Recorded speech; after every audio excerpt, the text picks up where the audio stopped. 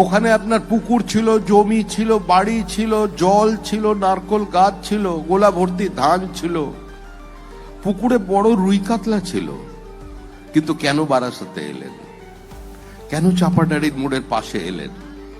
কেন উত্তর 24 পরগনার বিভিন্ন প্রান্তে ছড়িয়ে পড়লেন? তার পিছনে ইতিহাসটা কি? এখন যদি নাম ধরে ধরে ডাকতে শুরু করা হয়, কোথা ছিল বাড়ি? কোথায় ছিল সত্যজিৎ রায়ের বাড়ি? কোথায় ছিল সুনীল গঙ্গোপাধ্যায়ের বাড়ি? কোথায় ছিল রাম ঠাকুরের বাড়ি, অনুকূল ঠাকুরের বাড়ি? কোথায় ছিল প্রমোদ দাশগুপ্ত, জ্যোতি বসুর বাড়ি? কোথায় ছিল সৌগত রায়, তথাগত রায়দের বাড়ি? কোথায় ছিল তপন শিকদারের বাড়ি? মানুষ যদি জানতে চেষ্টা করে আপনারা কোথায় ছিলেন, এখানে কেন এলেন,